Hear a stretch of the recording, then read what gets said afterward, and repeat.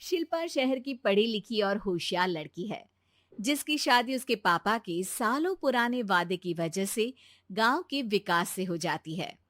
शिल्पा की सास पुराने ख्यालों की होती है।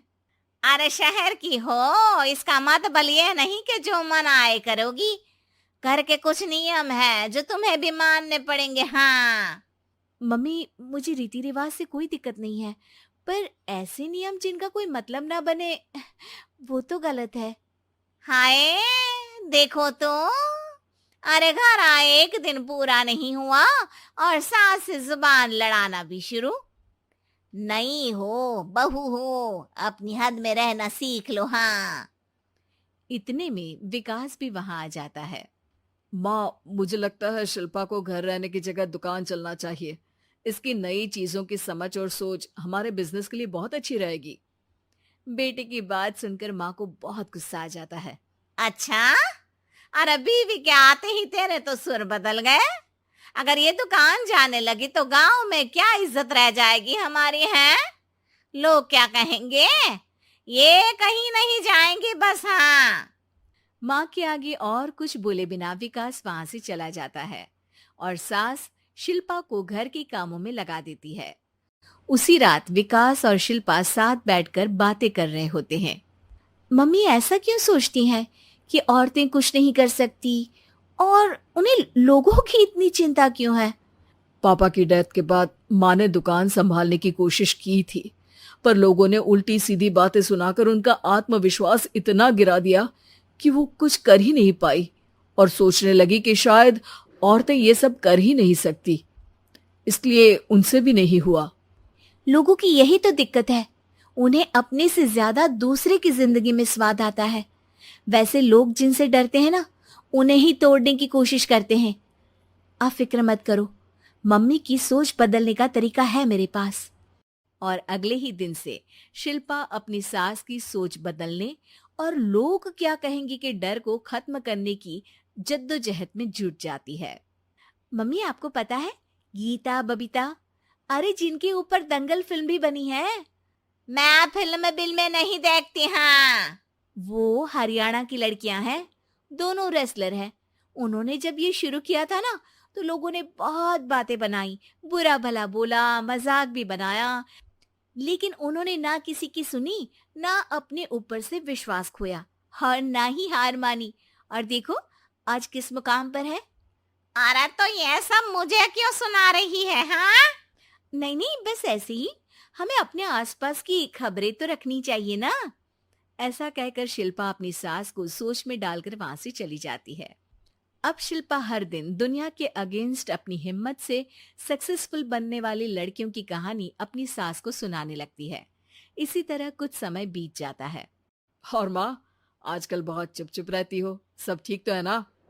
बस कुछ सोचती रहती हैं, इसीलिए ज्यादा बोल नहीं पाती। ऐसा क्यों अम्मा? कोई दिक्कत है क्या? अरे तेरी पत्नी ही दिक्कत है? मैंने क्या किया? अरे रोज मुझे कुछ समझाने के मकसद से एक नई कहानी सुनाती है, पर खुद नहीं जानती कि मुझे सब पहले से पता है। हाँ। तो फिर दिक्कत क्या है माँ? लोग क्या कहेंगे? अरे उनका तो काम ही है कुछ ना कुछ कहना। आप ये सोचो कि उन्हें नजरअंदाज करके हम साथ मिलकर किस ऊंचाई पर पहुंच सकते हैं। बेटे और बहू की बातों से सोच में पड़ी माँ वहां से चली जाती है। अगली सुबह सबसे पहले तैयार सास आवाज लगाकर बेटे और बहू को बुलाने लगती है। अरे कहाँ सोते पड़े हो दोनों?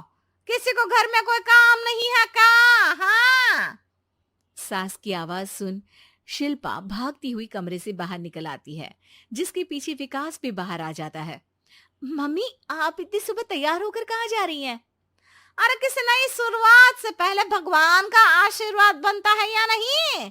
मैं सीधा दुकान जाऊंगी, तुम काम निपटा कर आ जाना है। सास की बात सुन शिल्पा और विकास खुशी से फूले नहीं समाते। ये हुई ना मेरी माँ वाली बात।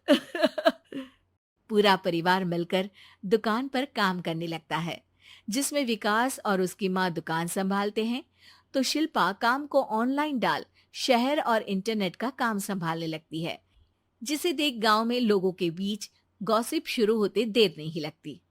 और क्या विकास भाई, अकेले काम संभल नहीं रहा था तो नौकर रख लेते। औरतों को यहाँ लाने की क्या जरूरत थी? इन्हें घर में जो काम बोलो वो तो सही से करती नहीं, यहाँ आकर तो तुम्हें डुबा ही देंगी। अरे भाई साहब, अगर आपके घर की औरतें सही से काम नहीं करती ना, तो हमें उससे कोई लेना देना नहीं। यहाँ आपकी पंचायत के लिए किसी के पास समय नहीं है। हाँ। करारा जवाब सुन बातें सुनाने आए लोग मुंह लटकाए उल्टे पैर वापस चले जाते हैं। वाह मम्मी, ये तो अब दोबारा कभी भूल कर भी यहाँ नहीं आएंगे। I am so proud of you. अरे बहुत हुआ, हाँ काम पर लगो चलो।